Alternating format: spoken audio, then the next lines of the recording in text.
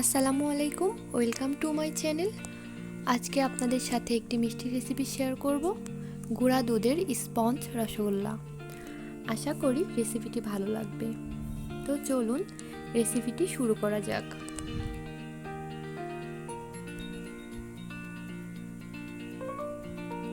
মিষ্টির জন্য এখন আমি ছানাটা বানিয়ে নিব। এখানে আমি 1 লিটার পরিমাণ পানি দিয়ে দিয়েছি। পানিটা যখন হালকা গরম হবে তখন আমি এর মধ্যে মেজারমেন্ট কাপের 1 কাপ পরিমাণ গুঁড়া দুধ দিয়ে দিব। এখন খুব ভালোভাবে মিশিয়ে নিতে হবে।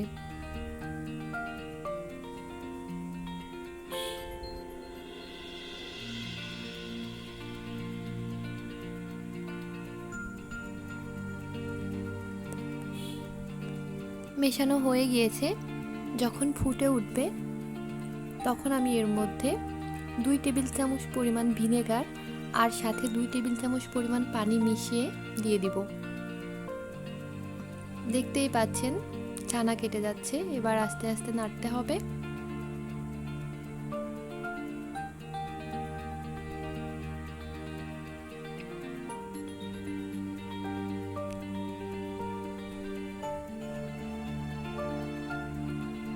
ছানা হয়ে গিয়েছে। এখন আমি একটা পাতলা কাপড়ের মধ্যে এটা দিয়ে দিচ্ছি।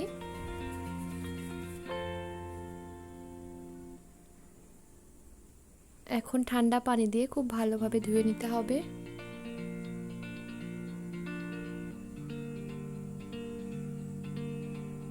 ভালোভাবে না ধোয়া হলে কিন্তু মিষ্টিটা ভালো হবে না, অবশ্যই ভালোভাবে ধুয়ে নিতে হবে।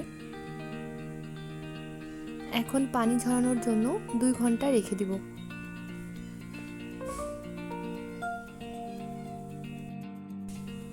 এখন আমি ছানাটাকে রেডি করে নিব।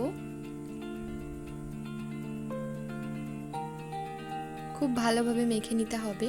যত ভালোভাবে মেখে নেওয়া হবে মিষ্টিটা ততটাই ভালো হবে।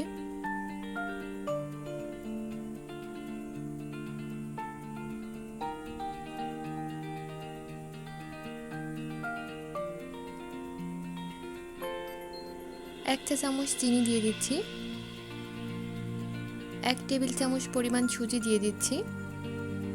এবার খুব ভালোভাবে মেখে নিতে হবে।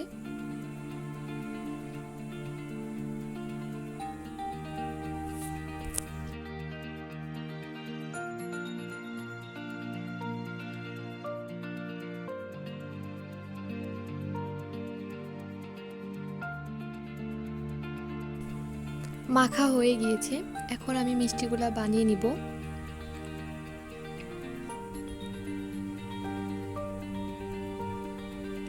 আপনাদের যেভাবে ভালো লাগে, যেরকম শেপ দিতে চান সেভাবেই বানিয়ে নেবেন।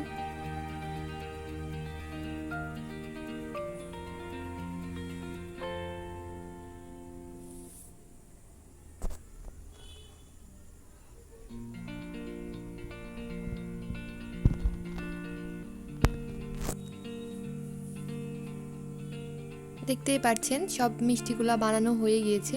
এখন আমি শিরাটা রেডি করে নেব। একটা প্যান নিয়েছি আর মেজারমেন্ট কাপের 2 কাপ পরিমাণ চিনি নিয়ে দিচ্ছি।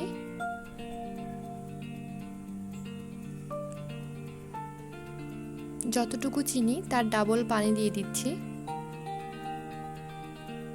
আমি এর মধ্যে হালকা গরম পানি দিয়েছি।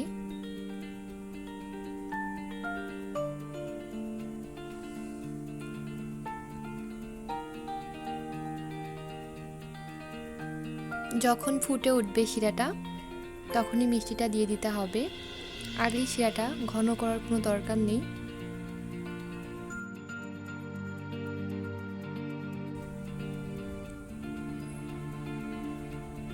এখন আমি ঢেকে রাখবো 4 থেকে 5 মিনিটের মতো।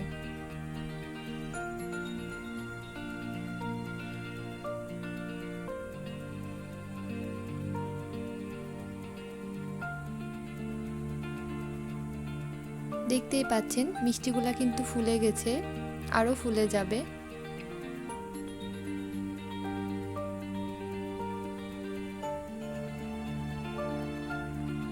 আবারও আমি ঢেকে রাখবো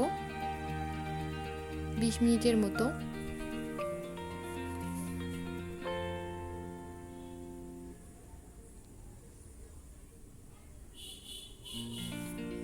দেখতেই পাচ্ছেন মিষ্টিগুলো কত বড় হয়ে গিয়েছে, ফুলে একদম ডাবল হয়ে গিয়েছে। এই মিষ্টিটা বানাতে 30 মিনিটের মতো সময় লাগবে। হয়ে গিয়েছে, এখন আমি চুলাটা অফ করে নিব। আর এই মিষ্টিটা 4 থেকে 5 ঘন্টার মতো শিরাতে ভিজিয়ে রেখে দিলে খেতে বেশি ভালো লাগবে।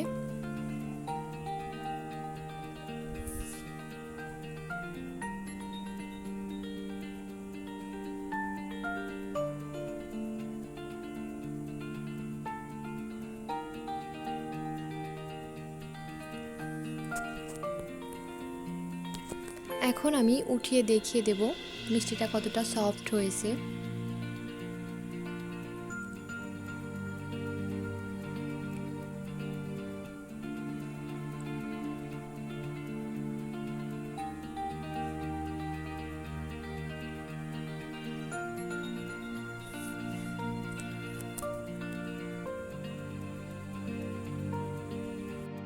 দেখতেই পারলেন খুব সহজে তৈরি হয়ে গেল গুঁড়া দুধের স্পঞ্জ রসগোল্লা। আশা করি রেসিপিটি ভালো লেগেছে। রেসিপি ভালো লাগলে লাইক, কমেন্ট, শেয়ার করবেন আর চ্যানেলটি সাবস্ক্রাইব করবেন। সবাই ভালো থাকবেন, সুস্থ থাকবেন। আল্লাহ হাফেজ।